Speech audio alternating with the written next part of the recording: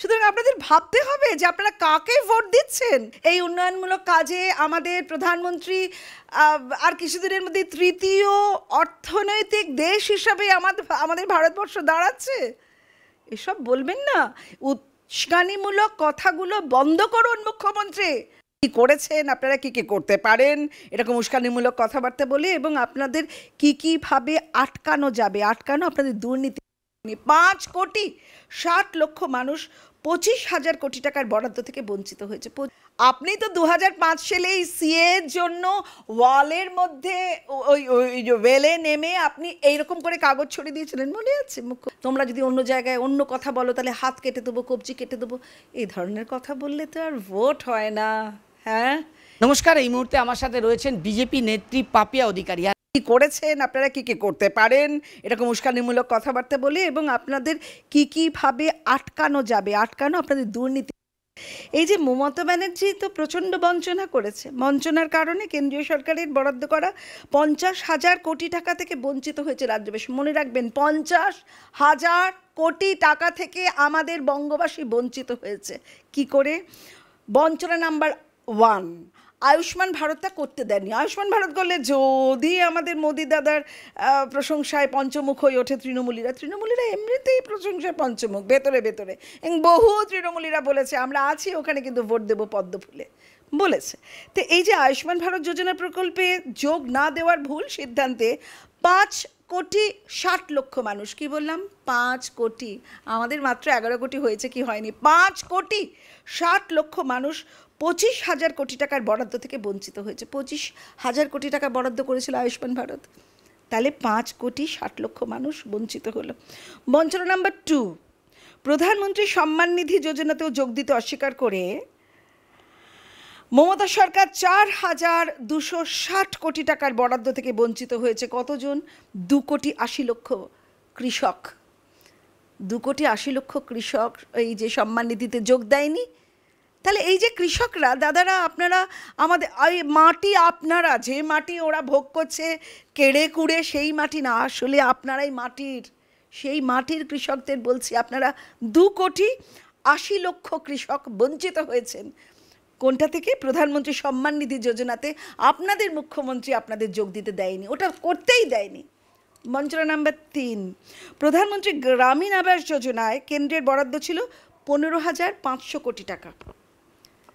15,500 কোটি টাকা কেন্দ্রের বরাদ্দ ছিল গ্রামীণ আবাস যোজনায়, সেখানে 2,70,00,000 কৃষককে বঞ্চিত করেছেন।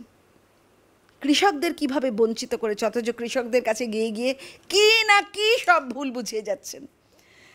আর বঞ্চনা নাম্বার 4, অনেক বঞ্চনা আছে, আমি বঞ্চনা নাম্বার 4-এ আপাতত শেষ করছি। প্রধানমন্ত্রী গ্রামীণ আবাস যোজনায় তৃণমূলের দুর্নীতির কারণে, ওই যে গ্রামীণ আবাস যোজনায় যে টাকাগুলো নিজেরা নিয়েছে, কিংবা যাদের অলরেডি পাকা বাড়ি আছে সেখানে করেছে, কেন্দ্রের বরাদ্দ 4,209 কোটি থেকে বঞ্চিত হন 11 লক্ষ পরিবার। 11 লক্ষ পরিবার মানে 11 লক্ষ পরিবারে তো আর একজন করে থাকে না, অন্তত 4 জন থাকে, মানে 44 লক্ষ মানুষ বঞ্চিত হলেন। আমি বলছি যে এই যে আপনি যে প্রশ্নটি করলেন, এতেই তো বোঝা যাচ্ছে যে বঞ্চনাটা কিভাবে হয়েছে এবং কি দাঁড়াচ্ছে।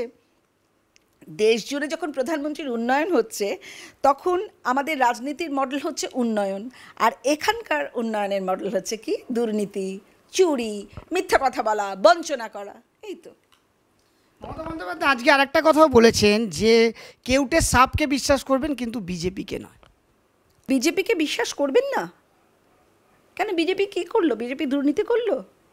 পাথর, মাটি, বালু, শিক্ষা, স্বাস্থ্য, আবাসন, শৌচালয়, এইসব যারা চুরি করলো তাদের বিশ্বাস করবেন? বিজেপি তো এখন এখানে আসতেই পারলো না। সারা দেশ জুড়ে যেভাবে উন্নয়নের মডেলটা তৈরি করেছেন, বারবার বলছি, সেটা আমাদের অর্থনৈতিক, এই যে এতগুলো কান্ট্রি আছে, এতগুলো দেশ আছে, আমরা ভারতবাসী তৃতীয় অর্থনৈতিক দেশ হিসাবে এগিয়ে আসছি। তাহলে কাকে বিশ্বাস করবেন? আর কেউটে সাপ, বাপরে, আপনারা কেউটে কেউটে কেউটে কেউটে করছেন, তাহলে তো কেউটেরা তো হাইবারনেশনে চলে যায় শীতকালে, না 6 মাস ওরা হাইবারনেশনে থাকে, অর্থাৎ মাটির নিচে থাকে। কিন্তু বিজেপি তো সারা বছর সারা সিজন সবসময় মানুষের পাশে থাকার চেষ্টা করছে। সাপের মতো তো আর মাটির মধ্যে লুকিয়ে থাকছে না। আর সাপ অনেক ভালো ভালো কাজও করে। দেখবেন আমাদের মাটির নিচে প্রচুর ব্যাকটেরিয়া, পোকা মাকড় ও সেগুলো থাকে না কিসের কারণে? সাপ খোপের কারণে। সুতরাং don't always think the negative, think the positive side too. শুধু অন্ধকার নিয়ে আপনারা রয়েছেন।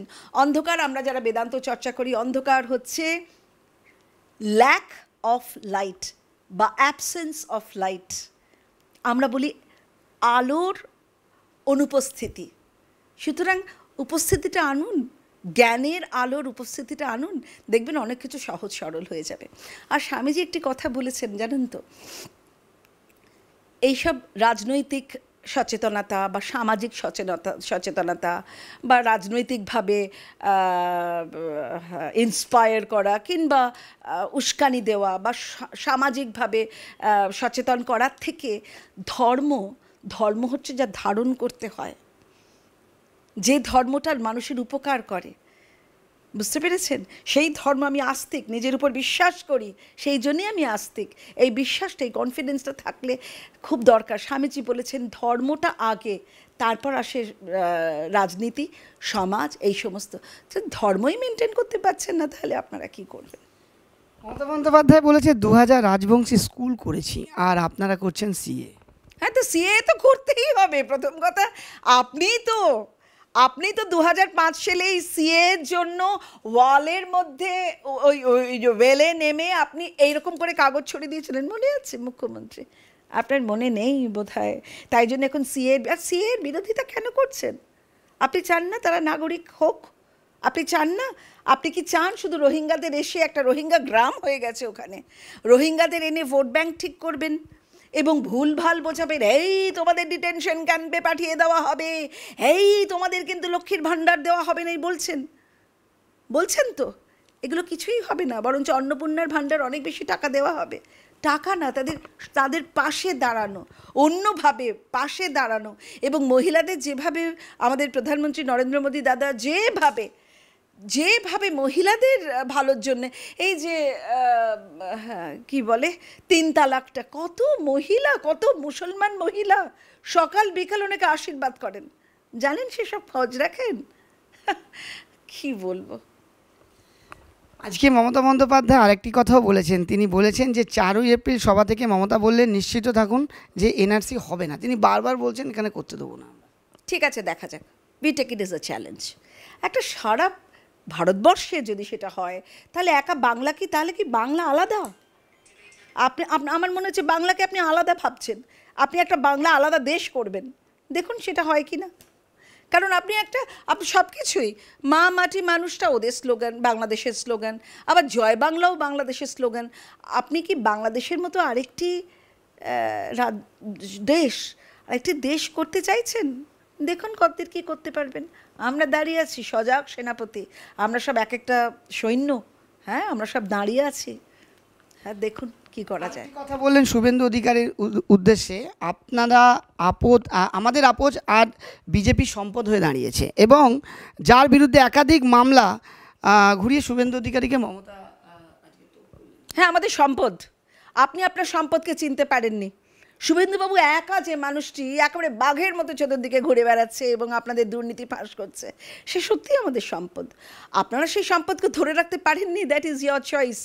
সেটা আপনারা ঠিক ভেবেছিলেন, আপনারা ভাবতে পারেননি যে এই শুভেন্দু আজকে সত্যিকারের বাঘ হয়ে ঘুরে বেড়াবে। আপনারা ভাবেননি। আপনারা আপদ থাকলে তো বিপদ হবেই। আপনি যদি তাকে আপদ মনে করেন, তাহলে আজকে কত বড় বিপদে পড়লেন ভাবুন তো। হ্যাঁ, এজেন্সি দিয়ে ভোট করাচ্ছেন। এজেন্সি কখনো ভোট করতে পারে? না, কেন বলছেন এজেন্সি দিয়ে ভোট করাচ্ছে? কেন বলছেন এজেন্সি? তার মানে আপনারা যারা দুর্নীতি করেছেন তাদেরকে কেউ ধরবে না? ক্লাসের যে ছেলেটা দুষ্টুমি করে, আমি এখানে অনেক অধ্যাপকও দেখছেন, অনেক মাস্টারমশাইরা দেখছেন, ক্লাসে যে ছেলেটি দুষ্টুমি করে, যে ছেলেটি চুরি করে কপি করে, তাদেরকে আপনারা ধরবেন না? এটা কখনো হতে পারে? তো তারাই তো এজেন্সি। তাই এজেন্সি দিয়ে কখনো ভোট হয়? এটা একটা লং ড্রন প্রসেস, যার জন্য 3টে বছর সময় লাগে। আপনারা একটা খুব সুন্দর একটা প্রসেসকে, একটা ডিসিপ্লিন প্রসেসকে, আমাদের প্রধানমন্ত্রী একটা স্থায়ী সুন্দর একটা উন্নয়নমূলক একটা দেশ করার চেষ্টা করছে, বারবার বারবার সেটাকে ভাঙবার চেষ্টা করছেন। ছেড়ে দিন না, why don't you step down and see what exactly BJP can do for this Bengal. দেখুন না, বসে বসে দেখুন না, দেখতে ক্ষতি কী? তারপরে তো 5 বছর বাদে আপনারা আবার, আমরাই আপনাদের বলছি, ইটস আ চ্যালেঞ্জ, আপনারা সরে যান, দেখিয়ে দিচ্ছি আপনাদের কিভাবে রাজ্য চালাতে হয়। যাদবপুর বিধানসভার ক্ষেত্রে সায়নী ঘোষের এগেনস্টে অনির্বাণ গাঙ্গুলি দাঁড়িয়েছেন, তো কিভাবে দেখছেন চ্যালেঞ্জটা আপনি? না, চ্যালেঞ্জটা তো খুবই সুন্দর, খুব আমি আশাবাদী। এরপর যদি ভয়টয় দেখান সায়নী আর তার বারুইপুরের কোন একজন লিডার, সে নাকি বলেছে 15 দিন আগে ভোট হয়ে যাবে। মানেটা কি 15 দিন আগে ভোট হয়ে যাবে? এবং চিৎকার করে বলছে স্টেজ থেকে, ভোট তো এখানে 15 দিন আগে হয়ে যাবে। তার মানে 15 দিন আগে ভোটটা হবে, এটা কি আপনার সুপ্রিমো আপনাকে শিখিয়ে দিয়েছে যে মানুষকে খুব জোর ভয়টয় দেখাবো, মানুষকে একদম? একজন নাকি বলেছে হাত কেটে দেবো, কবজি কেটে দেবো, মমতা ব্যানার্জির এত সমস্ত তোমরা নিচ্ছ, কী সব শ্রী ভাণ্ডার, তোমরা যদি অন্য জায়গায় অন্য কথা বলো তাহলে হাত কেটে দেবো, কবজি কেটে দেবো। এই ধরনের কথা বললে তো আর ভোট হয় না। হ্যাঁ, এই ধরনের কথা সাধারণ মানুষ আর কত সহ্য করবে? আপনাদের কথা সহ্য করবে, কিন্তু জায়গায় মতো ঠিক পদ্মে ছাপ দিয়ে আসবে, চুপচাপ পদ্ম ফুলে ছাপ। মিমি এখানে এমপি ছিল, ছেড়ে দিল, তো সেখানে দাঁড়িয়ে থেকে কিভাবে দেখেন এটাকে? ও বিরক্ত হয়েছে। 5 কোটি টাকা করে যে আসে সেগুলো ওকে শুধুই সই করার, এখানে যাও ওখানে যাও, নিজের কাজটা করো, কিন্তু সিনেমাটা করে যাও। কোনো কিছু আটকায়নি, কিন্তু সিনেমা ফাংশন ও যা কিছু মডেলিং সব করতে পেরেছে, সবই করেছে। এবং তার জায়গাটা তো গুন্ডা দিয়ে, উনি তো বলেন আমি গুন্ডা কন্ট্রোল করি, তো গুন্ডাদের দিয়ে তো দেখতেই পেলেন তো। ওই মেয়েটি নুসরাতকে যেতে দেয়নি।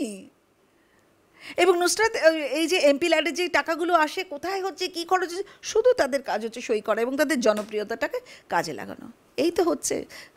তাপস পালকে এই করে করে তো তাপস পালের মতো ওই রকম একটা ছেলে, যে মুখ দিয়ে ওই কথাগুলো বেরোলো কী করে, আজও আমাদের কাছে পরম বিস্ময়। মুখ দিয়ে বেরোলো কী করে যে শালা কথাটা ব্যবহার করেনি কখনো, কখনো না। এতগুলো কাজ করেছে ওর সাথে। এইরকম একটা ছেলে পুরো এইরকম হয়, ডক্টর জ্যাকল মিস্টার হাইড হয়ে যায়, তাই নাকি? আমি তো ভাবতে পারি না। সুতরাং আমি সবাইকেই বলছি, যে দলে তোমরা আছো না, সেই দল ইমিডিয়েটলি ত্যাগ করো, ত্যাগ করে চলে এসো বিজেপিতে, কিংবা চুপচাপ থাকো, কিংবা বিজেপিকে সমর্থন করে থাকো, বা কিছু একটা করে রাখো। এইরকম করে এই চৌর্য সাম্রাজ্যে থেকো না। It's it's absence of humanity. মনুষ্যত্বের কোনো দাম যা থাকে না, যেখানে মনুষ্যত্বের কোনো মূল্য কেউ দিতে চায় না, এবং মানুষকে পশুতে, মরুতীর্থ হিংলাজের একটি গান ছিল না, যে কি যেন, একই অভিশাপ নাই প্রতিকার, তোমার ভুবনে মাগো এত পাপ, নাই প্রতিকার একই অভিশাপ। আমার না মনে হচ্ছে ওই কবেই হয়েছে গানটা। হ্যাঁ, এত পাপ, তার কোনো প্রতিকার নেই। এটা কি হচ্ছে কি জানে। অনেক অনেক ধন্যবাদ দিদি আমাদের সাথে কথা বলার জন্য। এতক্ষণ আমরা কথা বলছিলাম দিদির সাথে। দিদিকে অনেক অনেক ধন্যবাদ জানাই।